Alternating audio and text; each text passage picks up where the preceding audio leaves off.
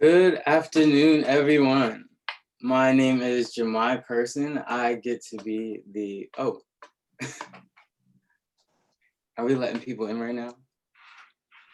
Okay, I'll start in a second. I saw the little record thing, I was ready to go. Boom. Hello, Rebecca. Hi, How are you? guys. I'm good, thanks. How are you? Good. It's so nice to see you all. Oh, thank you for being here. Thanks.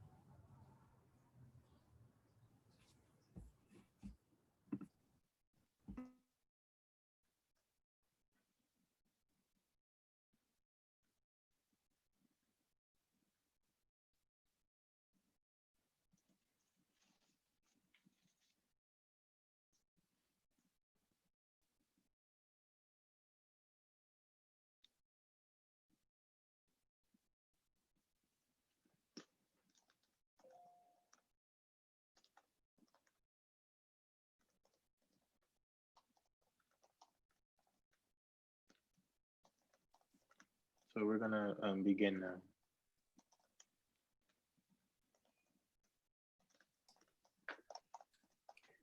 Good afternoon, everyone, and welcome to MSJ Chats. My name is Jemai Person.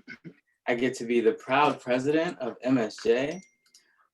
Today, I get to welcome you all to our third recording of MSJ Chats series, because this month is LGBTQIA+ Pride History Month. MSJ presents Reclaiming Our History, LGBTQ+, a chat dedicated to recognize and discuss in a plethora of topics that affect the LGBTQIA+ community. Before we hear some experiences from the eyes of our panel, I get to introduce Marcos Rivera as our moderator today. Marcos joined the MSJ team in August and now serves as our Director of Outreach. So without further ado, Reclaiming Our History, LGBTQ+. Thank you so much, Jemai, for the introduction. And before we start, I want to start off by acknowledging the distress that is going on in Nigeria. Yesterday at 7 p.m., the Nigerian government sent army tanks to attack unarmed peaceful protesters who are protesting the Special Anti-Robbery Squad, or SARS, who was put in place to basically protect civilians. Instead, they've become the people who they need to be protected from. This year has unraveled a series of civil unrest in the US. And now we're seeing that this is a global issue. Police brutality is a global issue. In times like this, I become angry with myself because I want to do more. But it's like, what can I do? As activists, because that's what we are, activists, it's our duty to become aware, to inform ourselves on what's going on and inform others, our families, our friends, our Instagram feeds, because that's the easiest way for us to feel like we're doing something, which is to read up on the facts, be aware. Our thoughts and our prayers are with the people of Africa, because it's not just in Nigeria that this is going on in these times. We are fighting this war with you. If you want more information, we will have resources and links available in our social medias. Now, like Jemai was saying, my name is Marcos, and I am the Outreach Director here at MSJ. It is my pleasure to be leading this month's MSJ Chats, where we are reclaiming LGBTQ history. In 1994, which is relatively not that long ago, Rodney Wilson, a Missouri high school teacher, believed the month should be dedicated to the celebration and teachings of gay and lesbian history. So she gathered other teachers and community leaders They selected October because public schools are in session and existing traditions such as Coming Out Day, which is October 11th, occur in this month. Gay and Lesbian History Month was endorsed by GLAAD, the Human Rights Campaign, and National Gay and Lesbian Task Force, the National Education Association, and other national organizations. Did you know that LGBT community is the only community worldwide that is not taught its history at home, in public schools, or in religious institutions, leaving us the task to figure out our history on our own terms, most of the time in secret, but times are changing, and LGBTQ plus history is finally being highlighted and brought out into the world, pushing for the inclusion that we have longed for. We have a long way to go still, and it is efforts to keep history going and moving forward. We have brought together a panel of 3 LGBTQIA peers to help us celebrate our history and look back in hopes of striving forward. I'll have them introduce themselves, and please, all I ask is that you let us know your preferred pronouns.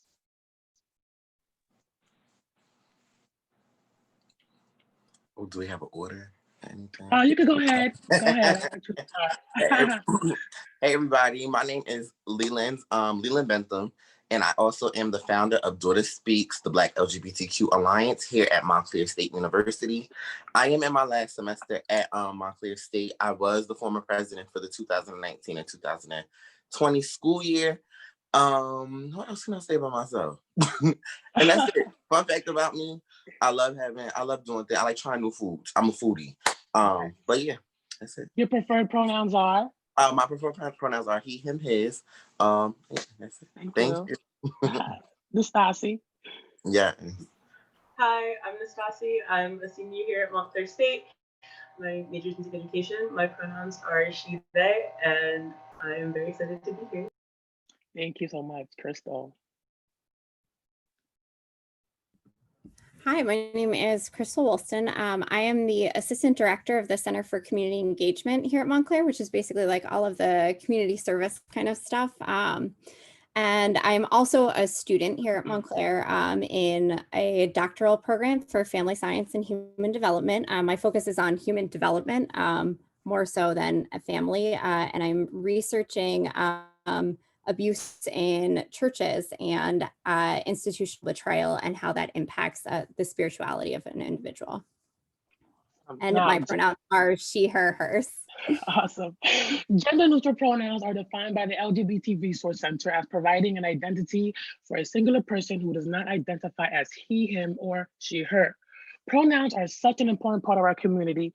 These identifiers are nothing new though, and have actually been used throughout history.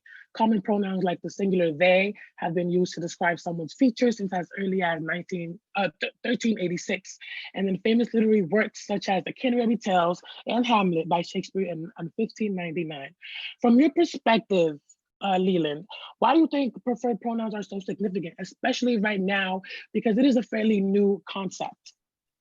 From my perspective, I think that pronouns are important to people because some people do identify as other things, you know what I mean? Especially with things becoming a little bit more accepting now. Well, not a little bit, a whole lot more accepting. We are walking into a different era now. I have a friend who identifies himself as they, them, theirs. My apologies. I just didn't want to mess it up. And she's very adamant about it. Like, if you don't address me as they, them, theirs, I will not answer you back. And I don't know, it's just something that's very that's important to somebody's identity now. It's a part of their identity. And people want to necessarily be called with what we want to be called by, what they are preferred to be called by, if you get what I'm saying. That's like when we get asked in class, what is your preferred name? You know? And or when we get called attendance, you stop the professor and you let them know, I want to be called this name.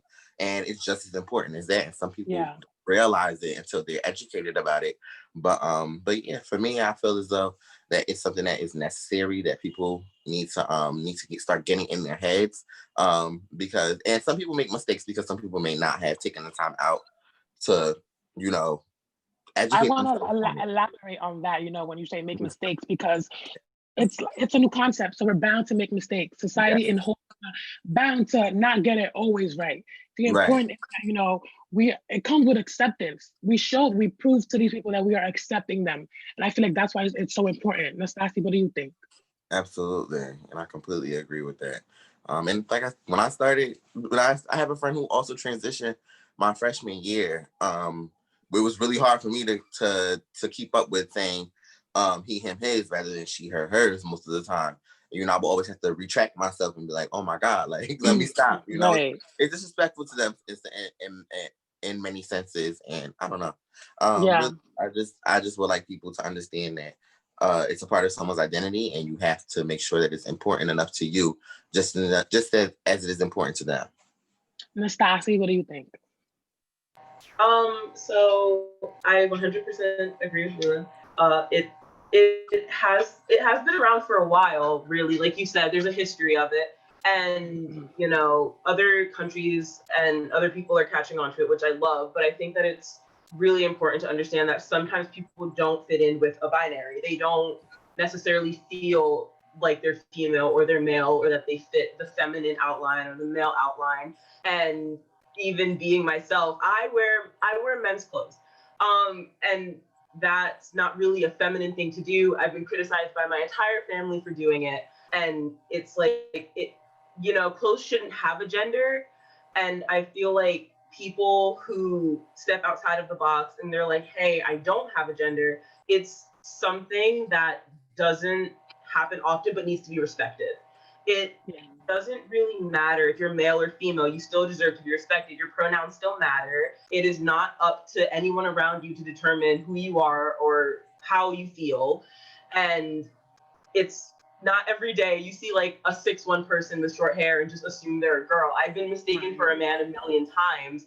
So it's a lot more important to me that people just refer to me as they or them instead of just being like, oh, him, because I'm not a man. I don't identify as a man. So sometimes it's a good safety net. It's a really good safety net to just be like, oh, they, them, because you never really know what someone's pronouns are or what they could be going through. They could be transitioning and you could be like, oh, him.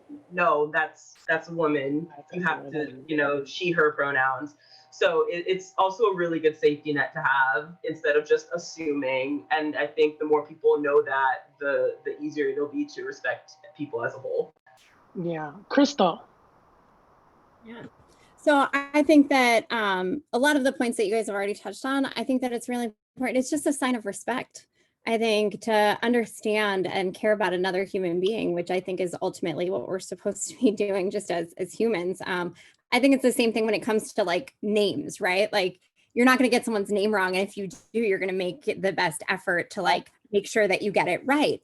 And so I think that just the one thing that I wanted to add to that is like, yeah, you might get it wrong, right?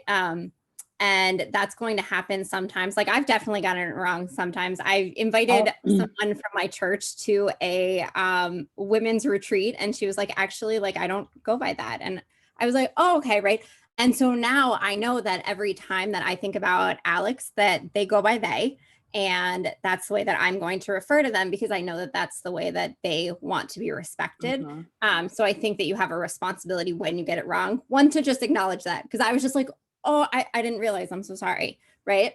To have that acknowledgement, apologize, and then I think make your best effort to make sure that you get it right the next time. Because I think there's a difference between, right, like getting it wrong once and then getting it wrong second time and then getting it wrong like 8th time, a 10th time, a 15th time. Like once you know, then you're responsible to also do that. And I think that it's just, it's a real sign of respect for people and who they are. It's a part of your identity. And I don't think that we have the right to choose how somebody sees their identity in any capacity. And so I think that that's what it is. Respect, and when you get it wrong, apologize, and do your best to get it right. I agree. And it's like what Stassi was saying, it's always been here. The concept has always been here, but with a lot of LGBTQ history, we haven't been exposed to it. So society in general hasn't known. They don't know what's happening or what it is that we want them, that we're asking them to do. So it's important when you can mess up once. What really matters is you're not messing up again and you respecting me as a person to continue calling me what it is that I wish to be spoken, corrected as. Now, I've never gone through something like this next question, so I'm opening up the floor to you guys to answer it. But have you ever been discriminated against based on your sexuality? We can start off with Lila and Anastasia if you guys want to.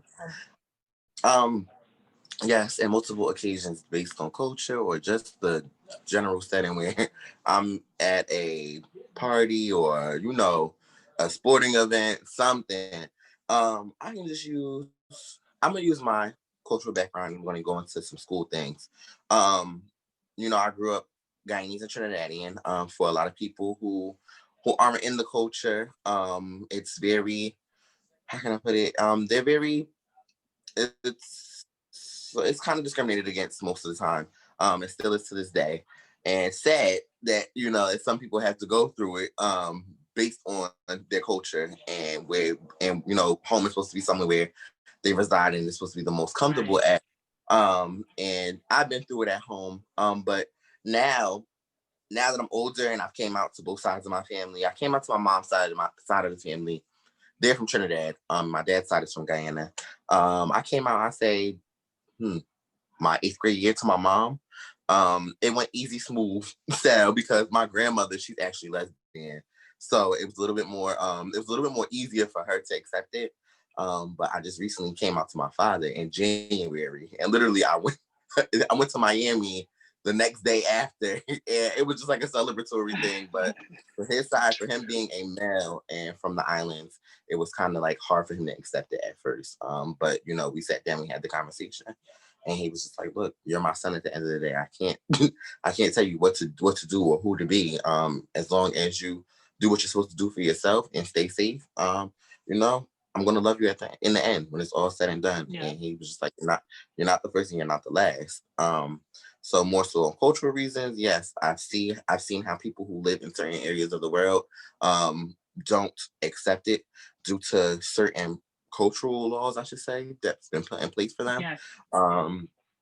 And as far as like general settings, growing up through high school, I've been verbally bullied due to my sexuality. I was always a little different than somebody else too. I feel that. I never sought out to be the person, like I never started out to be like the person that sits in the back and just looks at everything. No, I like being on the forefront. I like being an advocate for certain things. And people just always find little sneaky things to say, like, "Oh, he's gay," or they would go ask my friend when I wasn't most comfortable, or you know what I mean. Right. But now, living in my truth, you can't. Yeah. Nobody can do anything or do anything to hurt me now. But that was pretty much it. I never really it never got to a physical point with me. It was just always somebody always had something small to say about it or a little offended to me. But right. And I commend you, Leland. Leland, for that, because in my perspective, I also come from an Islander parent. My dad is Puerto Rican, Mom's Dominican, and I've always learned. I guess it's because anything LGBT I've ever done for myself has been on my own terms. I've always learned to hide that part from my family. So I would oppressed, being, as girly or feminine when I was in a certain environment. I was good at switching my switch, basically. And I never let it get to a point where they would ask me questions, or I would never give them the option to get to them to be like, "Oh, are you this or are you that?" I'll just, I'll as linear as I can be, I'm gonna give you what I am, and without letting you know anything. And still to this day, I have family members who don't know that about me. And it's because I haven't let them see that side of me, because I feel like they're not going to understand it, and they have a long way to go. And it's not my responsibility to make you understand something if you're not going to understand it right now. Absolutely. I say the same thing every time. I hope they come around it. But until then, I'll remove myself from the equation because it's not where I belong, and it's not my responsibility to be liked and feel liked by my family. Until that happens, I'm gonna do me. And have I been discriminated at school? Again, I was always a loud personality. I never let it get to me. If you wanted to say something, I would laugh it off. I'm a theater kid.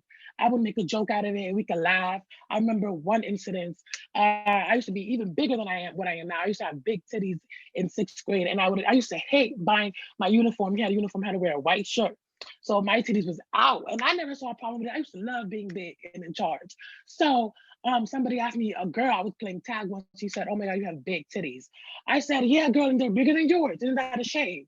And she'd be quiet after that because I shut her up. And it's like, I've always been that strong personality to not let anybody get to me, which is why I feel like I haven't been ever, well, I don't feel like I've ever been discriminated because I've always let it slide. Nastasia, do you have any instances in your situation? Yes, actually. So Michaela and I work at the same job on the weekends. And a couple weeks ago, my boss really tried it. And so I was like, I'm super gay. She was like, one day you're gonna want kids. And I said, that is an option for me, but I don't plan on marrying a man. So they won't be my kids. And she was like, yeah, but I don't think you're gay. And I was like, okay, elaborate, please. And she was like, I feel like sometimes being gay is a choice and sometimes being gay is biological. And with you, it's a choice because you haven't found the right man yet. The nerve. The nerve. All 10 of us that worked in there just looked at her like she was crazy. And we all were like, that's not what you should say. That's not a thing you should say to someone. You don't say that. That's like me sitting saying, well, you're a lesbian, you just haven't found the right woman yet. How upset would you get that you're married to your husband for over 3 years? I come in and completely disrespect your marriage. So you don't do that to people. That's just simple. Exactly. You don't. And you don't have the right.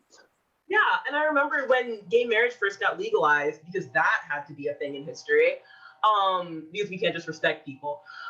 When that first happened, I was with my grandmother and my mom, and my grandmother was like, oh, that's so disgusting. And I was like, what, people getting rights? And she was like, you support it? And I was like, you support slavery? Okay. That's what I thought. Silent. Okay.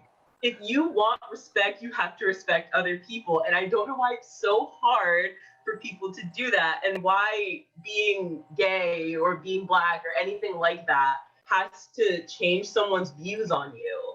Because it's not like I'm a bitter person. It's not like I'm mean to anyone. It's not like I'm hurting anyone. It's not like I'm going up to people and being like, hey, I'm gay. I'm better than you because I'm gay. And it's not like I'm putting myself onto heterosexual women. I'm not doing anything maniacal. So it's just, I don't understand where the discrimination comes from. It could come from fear. It could come from lack of knowledge, ignorance, whatever. But you know, it doesn't take that much effort to educate yourself. It really doesn't. And I think you hit it on the head. You said fear, lack of education, and that's exactly what it is. They don't know, you know, so they're gonna treat us as they're you know, they're less than because out of ignorance because they don't know, you know. Exactly. I want to now end this question to Crystal because I know she works here and also goes here. But how do you think Montclair State is supporting our LGBTQIA students? How do I think they're supporting Montclair? In general, I think that, you know, I think the way that I see university responses is that generally they're not very good as a whole. And so Montclair, I think, doesn't have a tremendous amount of resources, but they're working on it. And we do have a center. And so while sometimes it feels like Montclair doesn't do a lot, if you look in comparison to other schools, we actually do way more. And I think it just shows the overall of like how far universities have to go to actually break down some of the systems that have been created and change the way that we do things. I can say, so I have worked at Montclair for 10 years. I was also a student before that. I was a student at Montclair before there was an LGBTQ center. And so I know sort of how that's transitioned and changed over time. And now it's part of like a broader, you know, service. But when I was a student at Montclair, none of those things existed. And so I've been able to see it sort of change over time, which is a fascinating thing. And to see, you know, we do have more where we talk more about acceptance, where we talk more about having resources, where we realize that there are different different issues that affect people based on their identities rather than just assuming like everything's the same all the time. And so I think that we do an okay job. I don't think we're like the best out there. I think there are some really great examples of schools that are the best out there. And even those schools have somewhere to go. But I also don't think that we're terrible. So I think we're kind of middle of the road right now, with a few more resources than some others. So I think we're doing an okay job. Yes. But I think we have a long way to go. Oh yeah. And I think we have to talk more about things because we have some really great resources that I think just aren't advertised well, that aren't talked about well. I think we get better every year.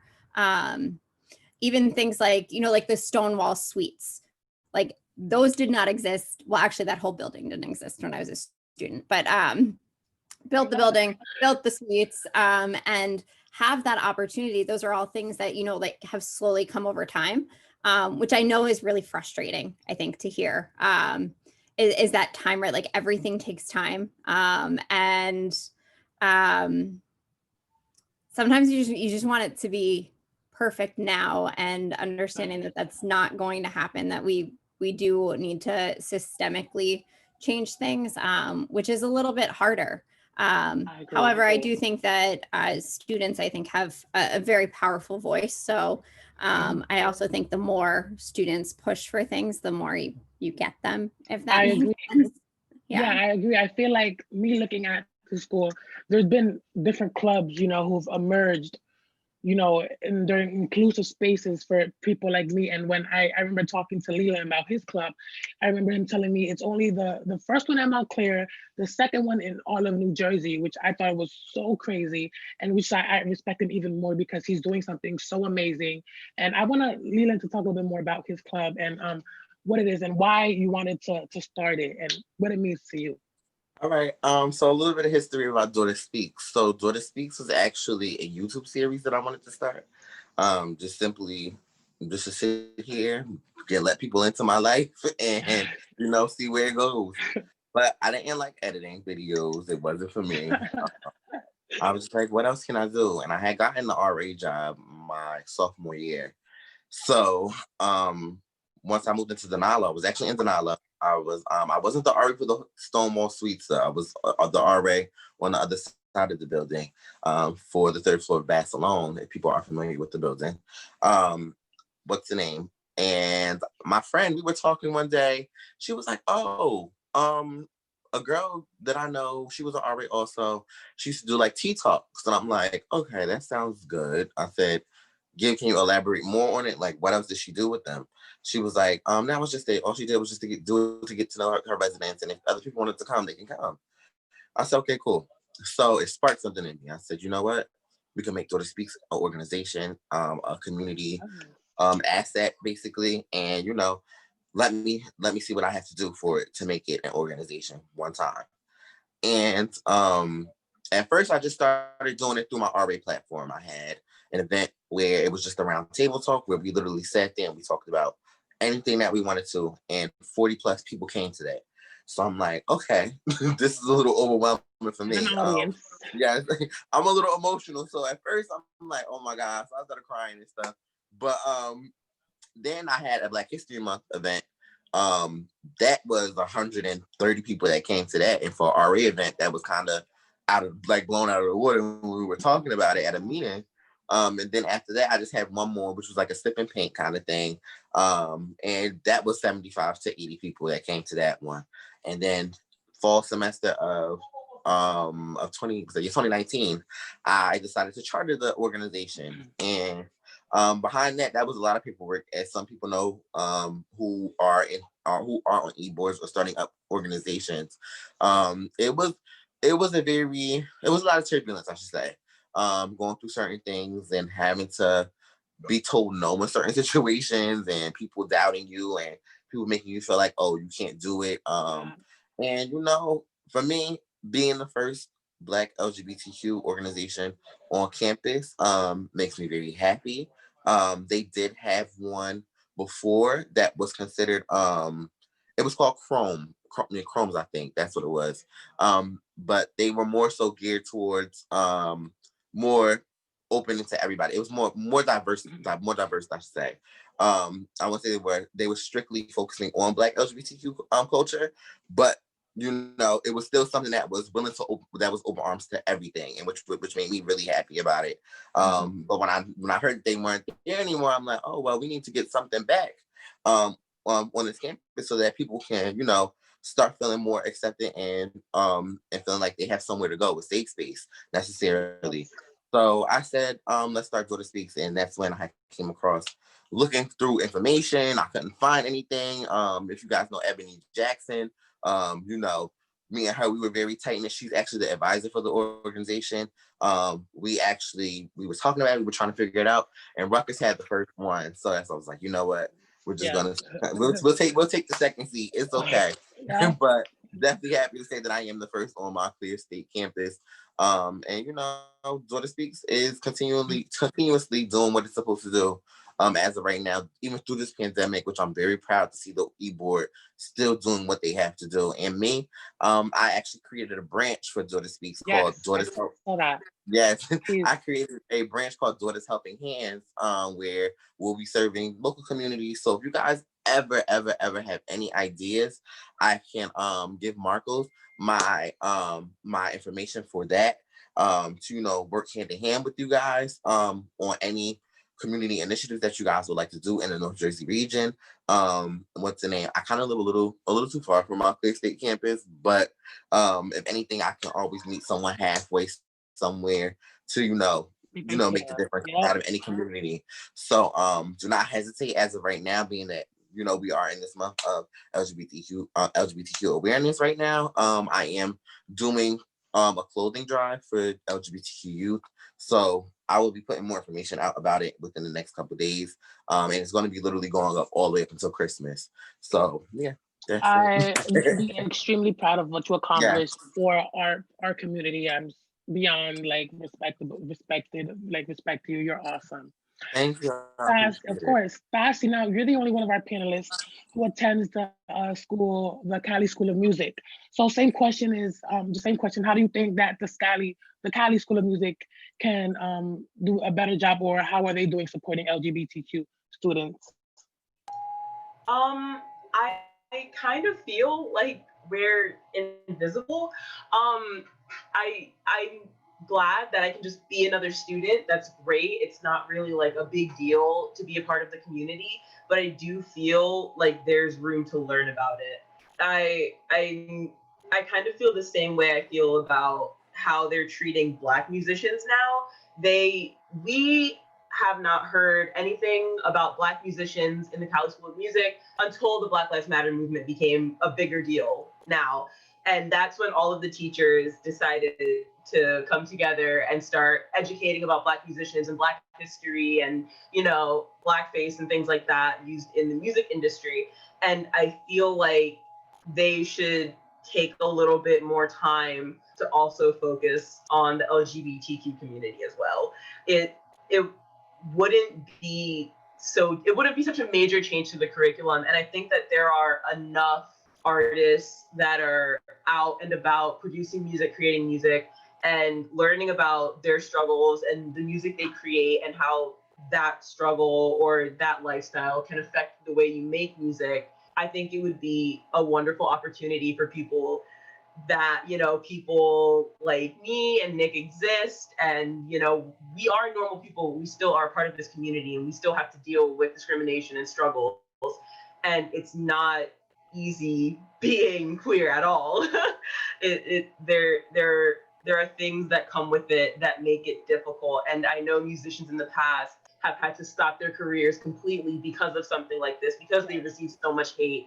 And, it's not fair that I feel like there's no visibility at all with it. Mm-hmm. And I feel like they're just waiting for like another big gay scandal to happen for them to be like, oh yes, gay musicians exist. And I think last year we did Considering Matthew Shepard. Great opportunity to, talk about the gay community and the people that are in it. And I feel like it kind of, the second Matthew Shepard ended, it died. there was no more Right. history about any of the LGBTQ things. And I feel like it's so important that we discuss all kinds of musicians and not just the greats like Beethoven and Bach and Handel. Like it's not fair to those who have to fight way harder for them to get a place in our history books, for us to skip those pages and rip out those chapters. It's just not fair. And I think it's time for Cali to step up and do something about that. I completely understand. Black Lives Matter is the hip new thing right now to hop on, and you want to educate all of your students about racism, but it is just as important to talk about gay musicians, Asian musicians, all kinds of different musicians. And you can't just wait for them to be in the spotlight for you to take your chance, because then it looks bad on you. Yes. You cannot wait for someone to say something to you and reprimand you for not doing it, and then you do it, because that makes you look bad. And I think the opportunities they take would be so great if they were able to use other musicians instead of just the same 5 composers. Yes, because representation matters. Seeing somebody doing something that you love to do who is like you pushes you in a way to be even better, to be like they are, to break records. And it's great that you said that, because I want to now segue into representation in mainstream and in media, and how important and significant that is for us as gay kids and part of the community, to see real stories being told for us that we can relate to. Like, I know for me, I remember having to sneak and watch shows that I used to like on TV at nighttime because there was nothing else for me. I remember discovering Logo at the age of like 12. Like, this is the best thing ever, like a channel dedicated to, lesbian and gay people, my people. And then there was a show called One Girl, Five Gays that would go on like at 11 o'clock at nighttime. And I would always stay up and watch that show. And that show taught me my gay culture. It taught me my lingo. It taught me how to throw shade. I knew what shade was. I knew what, being shady, giving faces, like all these things I was learning on my own because I only had one thing. And it wasn't until like when Empire came out, like 2015, that I actually saw Jussie Smollett playing a gay character on Channel 5, where everybody can see that. And I remember using that show for advice, because he's gay. He's going through what I'm going through right now. Let me look to him. So I want to ask Leland, how important it is for you to see, your stories or someone of your community be represented on TV, and any instances, please, that you've seen that motivated you. Please share. As far as TV representation is a big thing for me. And I'm always the one to feel very neutral about it, because whenever people ask me this question, I can be very on the fence. I'm gonna tell you why. Right. Because one, as Nastasi mentioned before, don't do something just because someone antagonized you about it or something about it. You get what I'm saying? Yeah. And I feel like a lot of people were pushing for LGBTQ characters to be mainstream, and the reason why is for money aspects sometimes. And that's why I feel on the fence for it sometimes. But then again, it's very good for people who are young, you know what I mean, watching these TV shows and get to see somebody, who represents them and is going through the same thing as them. Like I said, I'm very on the fence on it. But other than that, right now it's very great. It's very, it's a driving force in a lot. You know what I mean? I'm starting to see that it's needed. It's necessary for people, no matter the money part. You know what I mean? Mm-hmm. Like I said, at first that's how I felt, but now it's always like, all right, I get why you guys are doing it. Yeah. And it's very good. Honestly, I'm not even gonna lie to you guys. I really honestly didn't start watching anything that involved LGBTQ experiences until I say like my college experience. And being back home, I went to predominantly white high school, everything. And it was just like, for me, I was just stuck in a bubble. You know what I mean? Like I I never looked to see outside of what I knew already. And I was just like, you know what? That's my own fault, you know, and I put the blame on myself in certain circumstances. But now, anything, trust and believe me.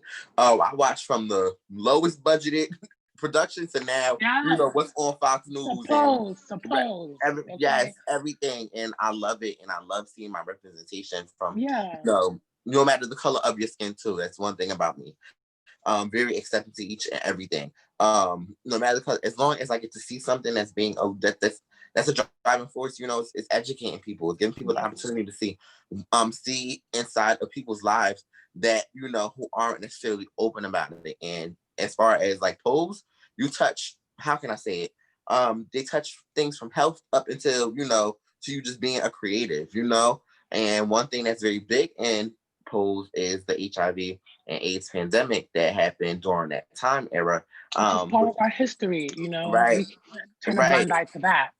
Absolutely, which I think is very, very, very important to talk about, you know, because this right here is something that still goes on to this day, and you know, and that's just an example of many examples for people to, you know, protect yourself. You know, you want to live a long and healthy life, and saying that people can't with HIV, but you know, still people need to understand that these are certain effects that can happen to you. You know, certain health effects that can happen, and all of this stuff that can happen to you. It's not just what's on TV. Yeah, you know, awareness. You know, awareness opens doors for everybody to be able to accept us. You know, you wasn't seeing a gay man winning an Emmy until Billy Porter did it last 2 years ago. You know, now that opens the doors for millions and thousands of gay actors who want to push for their craft to be able to do it. And you know, it's like you were saying with HIV and history, awareness. It's important because we need to know how it all started, how far we've come when we had a president who wasn't even acknowledging what was going on at the time. We have to, you know, teach ourselves yet again the dangers of HIV and to protect ourselves. And people, you know, to this day still live for that. Oh, if you have HIV, you're gonna die. No, you're not. You know, you can still live a long life. There's things like PrEP that exist that people wouldn't know because you see the commercial, but you're gonna look over, you're gonna skip it. You know, things are there. It's about bringing awareness. Crystal, representation. How important is it? Well, I think it's really important. I think so. I can say I'll share a little bit about myself. So I have dated men and women. I don't think that I've ever actually had like this is me kind of coming out moment because in my time, so I'm actually considerably older than a lot of you. That wasn't really no way. I thought you were a student. And well, I am a student, but I'm also I'm 36. So in my time, like that was, and so I think that shows you how short a time of a history we have, right? Because that was not acceptable. When I was in high school, like you didn't have people coming out. It wasn't a part of who we were. So I've never had like an actual, like, this is me. But I have dated one way or the other. And so I think that that's something that we actually don't see in a lot of representation still. I think that to be gay or lesbian is something that we see more in a lot of our shows. If you are bi, if you are transgender, if you are asexual, like any of the others, like they're not represented nearly as much. And so I think it's this very weird thing to identify that way because you don't see yourself represented in a lot of places. And therefore your acceptance is also very weird, right? Because if you are bi, the straight community really doesn't want you. Right. But it also sometimes feels like the gay community doesn't want you either.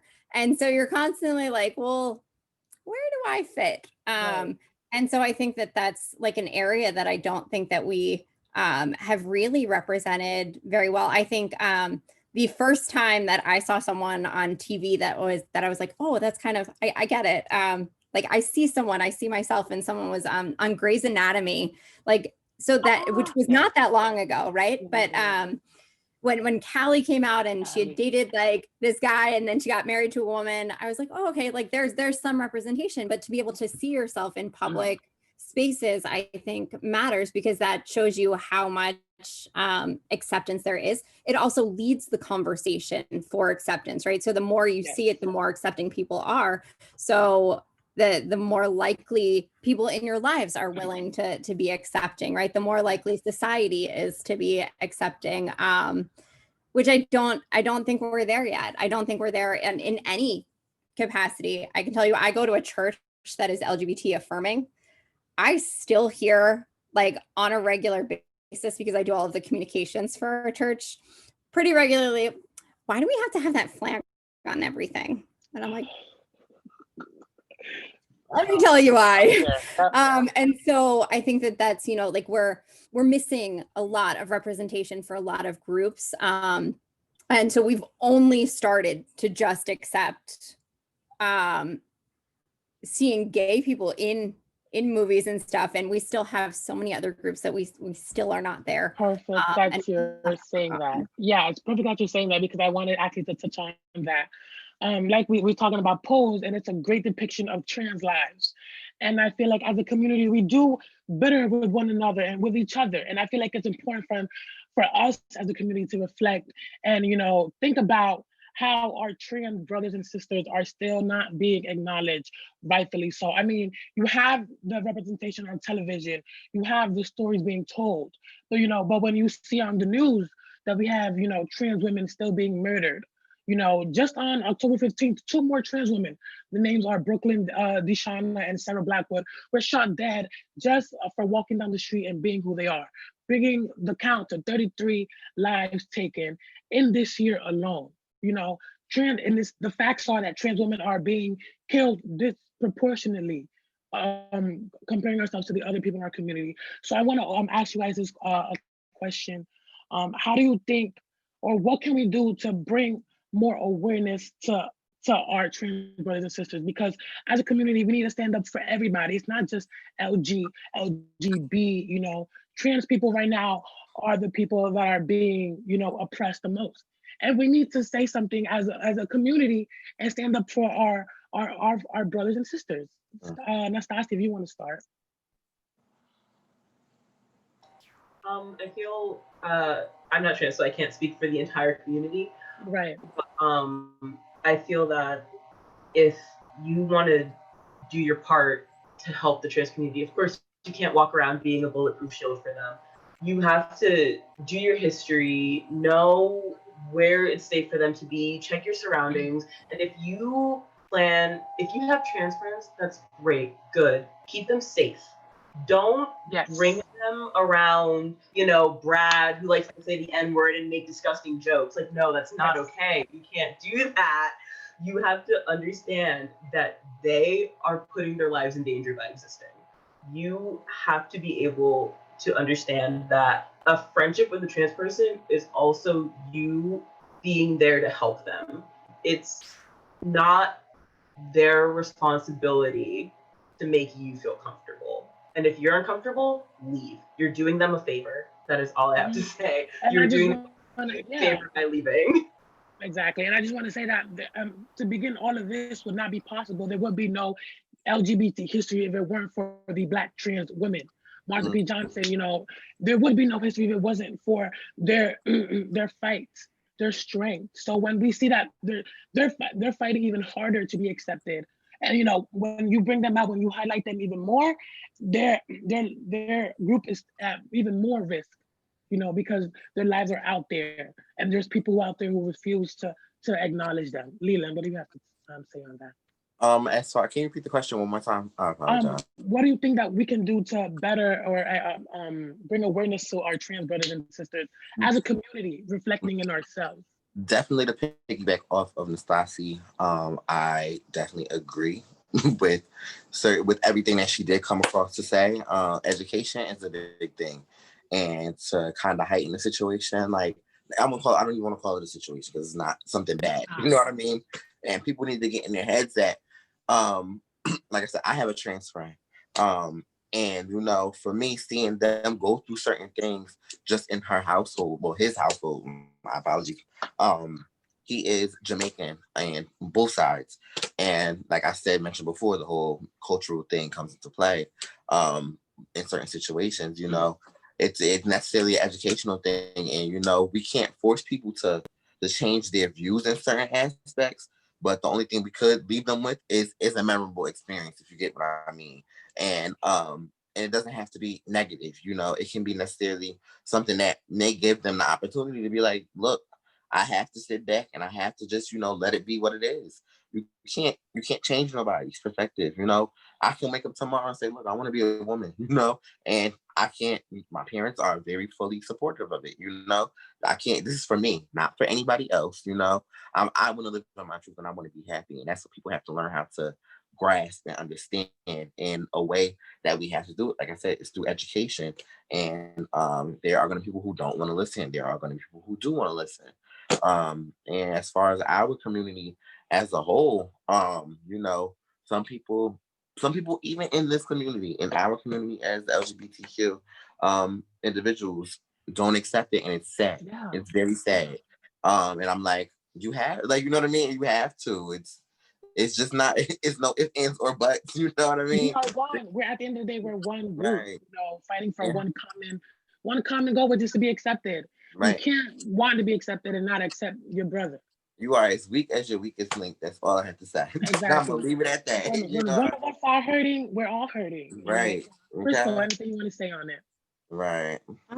Yeah, I think a lot is just, you using your voice to speak up, even if somebody's not in the room, right? I think that that's important too. That oftentimes if we know like our friend who is trans is in the room, we might be more willing to say like, hey, that joke's not funny. Right. But to be able to have that integrity, even when your friend's not there, to say like, that's not funny. Like, I need you to not do that. And constantly to be using your voice when you see something happening. I don't think that it takes a lot. I can tell you the stance that I typically take is I act dumb, if that makes sense. When somebody makes a joke or says something insensitive, I'm always like, wait, I don't get it. Right. Can you explain it? And then that makes it not when funny, you do that, when someone's funny. trying to make a joke, right? Like all of a sudden they're at this moment where like you make it really uncomfortable for them because they have to explain why it's funny and then realize that they can't. And so that's sort of the way that I oftentimes I'll handle that and then say, yeah, so you're seeing that it's not funny, right? When I ask you to explain it, so I'm going to need you to stop doing that. A great way to put it. That's a great way to put it. Yeah, I really like that. I like that. Strategy. No, right? It's a good one. It does bring people back to square one. Like, okay, now I knew I wasn't doing the right thing. Yeah. All right, you guys. As we come to the end of our hour, I want to ask you one more question. You guys can answer it, of course. And you guys can just speak up. What does it mean being part of the LGBTQIA plus community to you? A great old question. Leland. All right. For me, definitely it is a sense of pride. It's a sense of creativity. It is a sense of truth. It is a sense of self. And for me, I'm happy to be who I am today. Not necessarily, it's taught me many things about myself. It's taught me many things of how to go about being a community leader and being an example. I wouldn't even change my life for what it is right now. Honestly, I love it. I love where I'm at, and I'm comfortable, and I genuinely mean that. And it's not fabricated. I don't know. I just love it, and I love seeing beautiful people in this community, and that's it. Amen. Nastasi. I think it's sort of like a family that I can build on my own. I don't need to, I've come out to my mom 3 times now, and every single time she goes, "It's a phase. You're lying, right? You're just doing this because everyone else is." And I'm kind of sick of hearing it. So it's good that I can just tell people from the jump, "Hey, this is who I am. If you don't like it, I don't have time for this." And have them be like, "No, that's totally normal. Like I expect you to be happy. That's what I want for you." And to be able to build my own family from the ground up and kind of have those people in my life that I can go to for anything and everything, despite my sexuality, is just something that I really cherish and love. And it's not every single day that, you can just have those people with you. And I'm lucky enough to say that I live with one of my best friends who's also gay, and he's literally like a brother to me, and I'm glad that I have the option to choose people who are like me and have experienced the same things as me, and I can go to them for advice and help if I need it, and it's not just like I have nowhere to go, I have no one to talk to, I'm not alone. So it definitely feels like a family to me. Crystal. So one, I think, first I want to highlight something that Senny, am I saying your name right? Put in the chat that it's a journey of self-love. And I think that that's just absolutely beautiful. So I do want to highlight your statement because I think that that deserves to be acknowledged. I think for me, everything that I have ever done, I think, and put a lot of time and effort into in my life has always been focused on trying to make the world more safe or more just for anything, right? And so I don't know that I've always felt like I've had much of a community in a couple of different ways. And then I went back to church a couple of years ago. And so I know I've talked about my church journey a couple of times, but faith is something that's really important to me. I go to a Methodist church, and the Methodist church is in the middle of sort of its own reckoning right now when it comes to the LGBTQ population. And so it's fascinating where I have made all of these friends, I think, within my church community that I didn't really know until, you know, my church has been one of the churches that's been on the front lines in New Jersey saying like, wait, this is not okay. Let's change our local legislation because the Methodist church does not allow you to be gay and serve as a pastor in a church or be in a leadership position according to their official laws. For us, one of the things that we did was we stopped paying our apportionments into the bigger church to say like, actually, that those are not the values that we hold, and we're not going to pay into something we don't believe.